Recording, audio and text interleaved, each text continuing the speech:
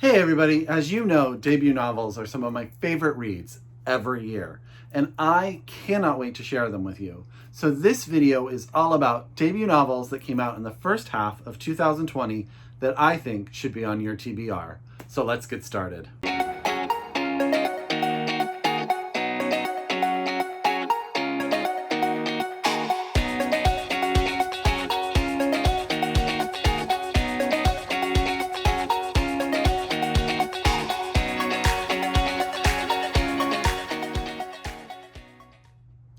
Hi everybody and welcome back to my channel. It's Russell with Ink and Paper Blog. How are you guys doing? I hope you guys are doing very, very well. The weather has finally turned slightly nice here in Northern California. We did have some rain, but now it's beautiful and sunny and just warm enough. So I really can't complain. I gotta say, reading has been going very well. Work is going fine. So yeah, life is doing perfectly okay for me. I have to say, I am so excited for those of you that watched my last video. I am so excited about the Spilling Tea Book Club. Ryan is one of my best friends, and I'm so glad you guys got to meet him. So if you haven't had a chance to check out my last video, please do. And if you're interested in joining our book club, you can email either Ryan or myself, and we're going to be hosting a Zoom book club at the beginning of June to talk about the first book in our book club. So I hope you guys join us if you are so interested. So as I said, and as you guys know, debut novels are one of my favorite things to read every year. I'm always looking for new voices, new authors to follow, new people to champion, because I just think debut novels are so exciting. So I thought what I would do is I would share with you sort of a slew of debut novels that have come out in the first half of the year. Now there is one that is coming out in June that I'm going to talk about, but all the rest of these are out and you can get your hands on them right now. Now, I have 12 books. It could have been more. So if you don't see the one that you're super excited about, let's talk about it in the comments below. If I haven't read it, I will need to get my hands on it. If I have read it, we can gush about that one as well. So as always, get out your pen, get out your paper, get out your Goodreads, however you keep track of your TBR. If you can order these books from your local independent bookstore or pre-order, in the case of the one book that hasn't come out yet, please do so. Bookstores are doing a great job of still keeping books coming our way. And if you are a library user, get them on your Kindle or your reading device. Get those electronic copies until the libraries reopen, which we are all hoping will be very, very soon. Okay, so let's get started. Now, the first two books I'm going to talk about, I'm actually going to kind of talk about quickly because I've talked about them a lot on my channel, or I will actually talk about them even more on my channel. The first is How Much of These Hills is Gold by C.Pim Zhang. I've talked about this book quite a number of times. It's one of my most anticipated reads of 2020. Why I haven't read it yet is beyond me. It is at the tippy top of my TBR, but I've heard nothing but fantastic reviews of this book. And I want to say that Simon Savage just raved about this book either on Twitter or Instagram as well, and the UK copy is absolutely gorgeous as well. So this is the story of two Chinese immigrant children here in the American West during the gold rush, sort of in a offset American timeline, a reimagined American gold rush, and they are looking for a place to bury their father, who has just passed away. And it is a story of sort of their adventure or their journey to do that, and as they learn about themselves and the world and the American dream that they are part of now, and how that all sorts comes together. I've heard nothing but fantastic things. I am so excited for this book. That's How Much of These Hills is Gold by C.Pim Zhang, and this is out from Riverhead Books. Let's just really admire how beautiful this cover is. Let's just take a moment. The next book on this list is Brandon Taylor's Real Life. Sorry, Brandon. I have read this book. This book will be probably my number one or in that vicinity read of the year. I adored this book. I am a huge fan of Brandon Taylor's, and I think he is pure genius, and I'm so excited what he comes up with next.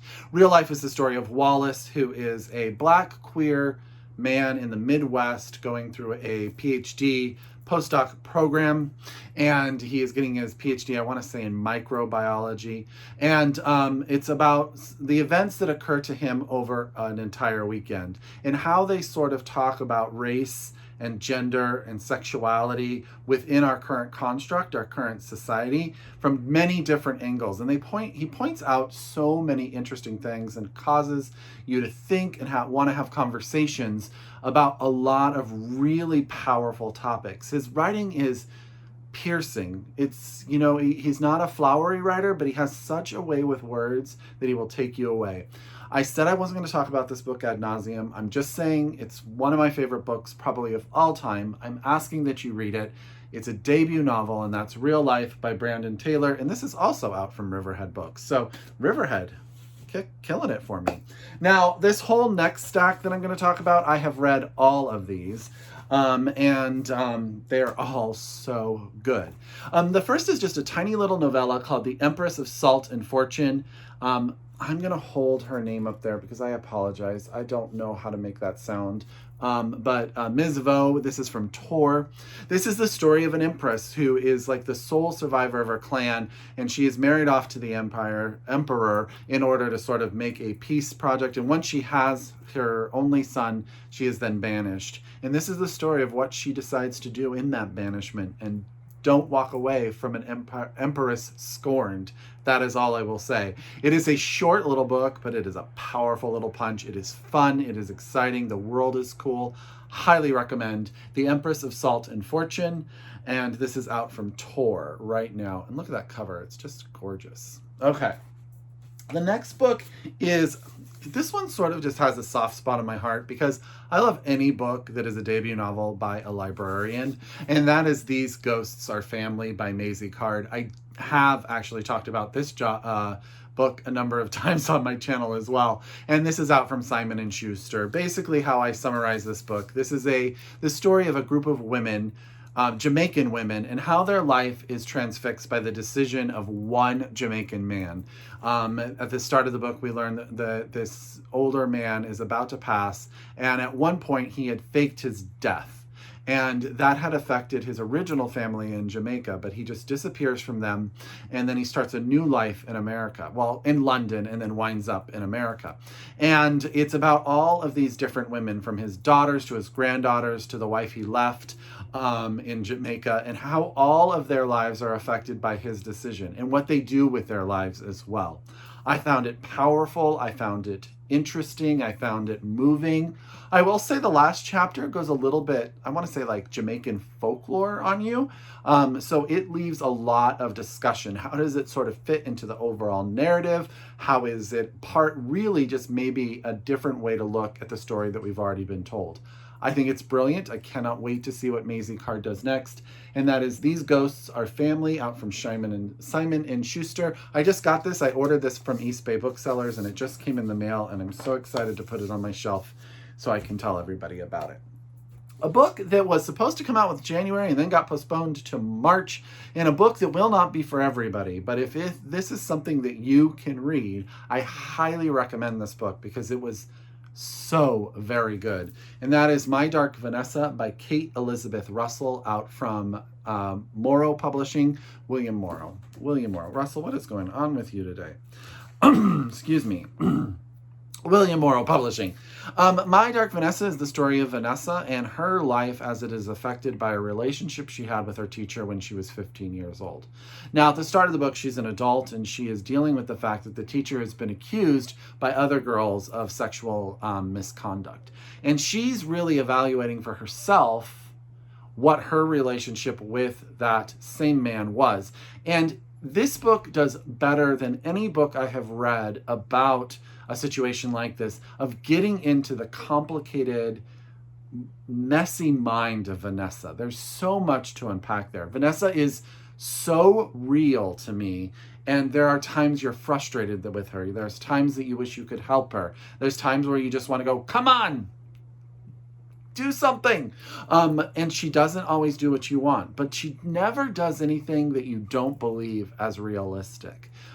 Kate Elizabeth Russell does an amazing job of analyzing the mind of a woman who is taken advantage of by a sexual predator, but never completely buys in to her own, to the victim that everyone else sees her as. Does that make sense? It's beautifully written. It is tough subject matter. I want to put that right out there. This book will not be for everybody, but I think it's an important book. I think that it says something worth hearing.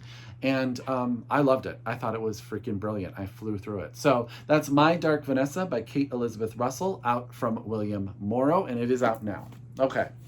Another debut novel, and this is by a UK writer. Jane lives in Edinburgh. Sorry, she lives in Scotland. But she went to school here in the US, and that is The Animals of Lockwood Manor by Jane Healey. I will say that the UK cover is phenomenal on this book. This is set right around World War II in London, England. The war is about to start, and our main character works for the Natural History Museum of London, and she has been charged with taking a section of the museum and putting it into a manor house out in the country in order to protect it from the bombing that is expected to occur during the war. While she's there, she meets sort of this cast of characters. The Lord of the Manor is sort of a pompous, egotistical man. His sort of shut-in daughter, who has never been the same since her mother and grandmother were killed in a sudden accident. And she creates relationships with these people. But in the same time, there's sort of this sort of Victorian Gothic sort of undertone, as there is supposedly a ghost that is walking the halls. It was one of the factors that really affected the young girl, Lucy, I believe is her name, Lucy's mother. And then things start to move. Different parts of the museum, different exhibits start to move or disappear or can't be found or damaged. And someone has to look at why that's happening. And it's also about relationships during this difficult time, and the relationship between Lucy and our main character, Healey. I love this book. I think it's really great. It's a slow burn. There's not a lot of plot that goes on. So to me, it was really about atmosphere and people and just really this whole dynamic. And that's The Animals of Lockwood Manor by Jane Healey. And this is out from HMH here in the US. Okay. Have I got you guys at least on board? I still have quite a stack here to tell you about, so I better get talking faster. But I don't want to talk too fast because I want to tell you how much these books are so fantastic. The next book is the debut novel Godshot by Chelsea Bieker. This is out from Catapult. This is the story of a young girl who, her and her mother are part of a religious, I'm going to call them a sect, but really the word should be cult, that exists sort of in the deserted valley of California. They live in a town that used to be known for the production of raisins, but there's been no water for so long that really there's nothing there. But everybody there is devoted to this religious man who at one time supposedly was able to make it rain. What happens is the mother, who is out on assignment, assigned by the religious leader, winds up fleeing away, and the young girl, who is very young, she just started to become a woman, is sort of left in the lurch. What is she going to do? Where did her mom go? And she goes sort of on a hunt to discover her mother. But in the same time, this religion that she's a part of takes advantage of young girls and sexual advantage at times, and things happen and decisions need to be made. I don't want to ruin any more than that. Chelsea has a very stark writing quality. There's just sort of a sense of reality to it, and it feels so, it's like very visceral. I don't know if that's the right word, but to me, she has a way of making the real world seem real. Like, that's just the way I want to say it. At times it's uncomfortable. At times this book will sort of put you on edge, but it's powerful. The story is really good, and the character, you want to root for her. You want to see a change. You want to see her get what she needs to be happy. But in the same time, I will say there is a crazy cast of characters, different places that you're going to go, and you're going to be introduced to a lot of sort of complicated situations. So that's Godshot by Chelsea Bieker, out now from Catapult. And if you can't just be bought in by this cover, what am I going to do with you? Okay. Gosh, every time I go to the next book, I'm like, oh my God, I love that book too. Oh my God, I love that book too. And this is The Jane Austen Society by Natalie Jenner. This is out now from St. Martin's Press. I'm holding out hope that eventually book tours will start again and I will get to meet Natalie Jenner, because she is just a lovely person on Twitter. I absolutely adore her. This is exactly what it sounds like. It is a tribute to Jane Austen. It's about a group of people right around the end of World War II, who come together in regards to their love of Jane Austen. They want to create a society, but they each have their own individual stories. And she brings all of those together in one narrative revolving around this icon of literature. But what she does so well is that she creates these people and makes them so real. So real. Yeah, I loved this book. I highly recommend The Jane Austen Society by Natalie Jenner. I've raved about it so many times, so I'm not going to talk about it much more because you guys have heard me talk about it, but please go get it. I'm sure you will absolutely love it. Okay, and a book that I just finished, fresh off the palette, is Catherine House by Elisabeth Thomas. This will be in my next wrap-up video as well, but this is a debut novel that just come out from Custom House. This is for those of you who are fans of like the secret history or campus novels or books that are about schools that are up to no good. This is about Catherine House. It's a university that different people apply to and get accepted. It's very exclusive, but no one can figure out exactly why these people are the ones allowed in. But when you're there, you are cut off from the real world for 3 years, but you get your degree, and a lot of very famous people have gone through Catherine House. However, as you are there, you start to learn that different experiments are being done. There's this experiment regarding something called plasm that supposedly is an interconnecting factor to the world and everything and all beings. And the experiments are not only being done on animals and objects, but you find out as you go forward that some of the experiments are being done on the students, and it gets a little dark and it gets creepy. Our main character is there. She's had an event in her past that she's really running from. She has nowhere else to go, and she isn't really bought into the college experience because her life has been such a mess. And as time goes on, she creates friendships, she gets involved, but she's never 100% bought into what Catherine House is. And since she's slightly off, you sort of see the fanaticism of everybody else in sort of a very interesting, creepy way. So at the same time that this is like a book that reminded me of The Secret History in a lot of ways, it also reminded me of Kazuo Ishigura's Never Let Me Go, in like, you know that there's something wrong in the story. You know that these people are going through something, but you can't put your finger on it until you can put your finger on it. Adored it. I flew through this book. I think I read it in 2 days. I think it's fantastic. And that is Catherine House by Elisabeth Thomas, out by Custom House. And I will say, I have to thank Cheryl, who is over at Goodreads. She recommended I pick this book up on Twitter. I ordered it from Powell's bookstore. It got here in no time, and I read it over the weekend. So there you go. Okay, another book I got from Powell's, which is I want to say that this is a debut. Now, this is not fiction. This is a debut nonfiction. I don't believe the author has put out any other books. I looked on Goodreads, I looked online. I know that she's a writer, but I don't believe she's actually published any books. So this is her first book, and that's My Autobiography of Carson McCullers by Jenn Shapland. And this is out from Henry Holt, I want to say. Or is this Tin House? Hold on. Tin House. This is out from Tin House, and you can get this now. And this is considered a memoir, but this is really sort of like a piece of investigative literary criticism at the same time as it's a memoir about Jenn and her discoveries into who she is.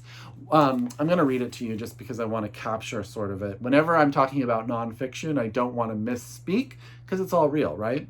So while working as an intern in the archives of the Harry Ransom Center, Jenn Chaplin encounters the love letters of Carson McCullers and a young woman named Anne Marie. Letters that are tender, intimate, and unabashed in their feelings. Chaplin recognizes herself in the letters' language, but does not see McCullers as history has portrayed her. And so, Chaplin is compelled to undertake a recovery of the full narrative and language of McCullers' life. She wades through therapy transcripts. She stays at the McCullers' childhood home, where she lounges in the bathtub and eats delivery pizza. She relives McCullers' days at her beloved Yaddo. As Chaplin reckons with the expanding and collapsing distance between her and McCullers, she sees the way McCullers' story has become a way to articulate something about herself. The results reveal something entirely new, not only about this one remarkable, wall-eyed life, but about the way we tell queer love stories. So, if that doesn't sound fantastic, I don't know what to do for you, because it sounds amazing. I think I'm starting this book as soon as this video is over. And that's my autobiography of Carson McCullers by Jenn Shapland, out now from Tin House. So there you go. And it's blurbed by Maggie Nelson and Carmen Maria Machado. Yeah, so that, oh, and R.O. Kwan. So I'm bought in. Okay. Next, I have only 2 books left. And there are 2 that I need to read. One is the debut novel Sharks in the Time of Saviors by Kwai Washburn. This is out from MCD by FSG. This is a Hawaiian story set cradled in Hawaiian mythos about a young boy and his family on the island. They are really involved in the sugarcane industry, but as the sugarcane industry starts to collapse, they have to figure out what they're going to do with their life. It says he, the young main character, is actually supposedly rescued at one point by a shark in the water. So they've always thought he has been touched by the gods. And, but as time goes on, this favor of the gods has sort of disappeared. Now, he's working as a paramedic in a gritty Oregon neighborhood, and he attempts to fathom his expanding abilities. Far north in Washington, his older brother, Dean, hurtles into the worlds of elite college athletics, becoming obsessed with wealth and fame. And in California, his risk-addicted younger sister, Kwai, navigates unforgiving academic and wilderness landscapes to forge her independence from the family legacy. When supernatural events revisit the household in Hawaii, this time with tragic consequences, everyone must reckon with the bonds of family, the meaning of heritage, and the cost of survival. I've had this one on my shelf for a bit. Again, it's there on my TBR. I think it sounds fantastic.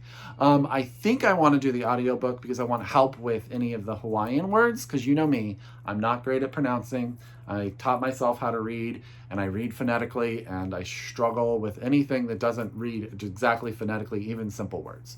So this is Sharks in the Time of Saviors by Kwai Washburn, and I've heard nothing but fantastic reviews of this book, so I'm super, super excited. So all of those books are out and about. You can get your hands on them. The one book I'm going to tell you out that's coming out in June is probably one of my most anticipated reads of 2020.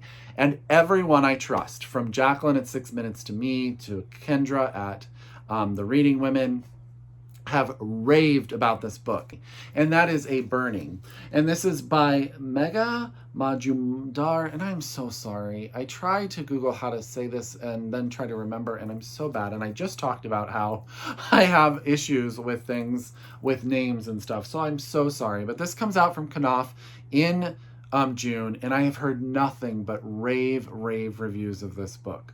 And this is the story of 3 people. So Javon is an idealistic young Muslim girl from the slums who is wrongfully accused of executing an attack because of a careless comment on Facebook. P.T. Sir is an opportunistic gym teacher who stands to benefit from her conviction. Lovely, an irresistible outcast whose exuberant voice and dreams of glory fill the novel with warmth and hope and humor, has the alibi that can set Javon free, but it will cost her everything she holds dear. So everyone I know that's read this book, from Jacqueline at 6 Minutes to Me to Kendra at The Reading Women, have raved about it. I've heard nothing but phenomenal reviews, and it has been on my radar since, I want to say, last year. So I'm super, super excited about it. And so this is A Burning. This is out from Knopf. I'm going to hold the author's name up there for you guys. And it comes out in June. I want to say at the start of June. I don't have an exact day. But go ahead and pre-order. I pre-ordered my copy from Green Apple Books. If you're anywhere and you're interested in getting a pre-order, they are allowing you to pre-order that book and get a signed copy pre-ordered. So that's super exciting. So do it if you are interested. I hope all of these books made it onto your TBR because I think they all sound fantastic. As always, if you are a return subscriber, I could not do this without you. Thank you so very, very, very much. If you are new to my channel, I hope that this video brings you back. I hope that you come. I hope you subscribe. And I hope that you want to talk about books. What debut novels are you excited about? Which have you read? What do you want to talk about? Let's talk about it in the comments below. As always, I encourage you to read globally, shop locally, and until next time, I wish you happy reading. Bye!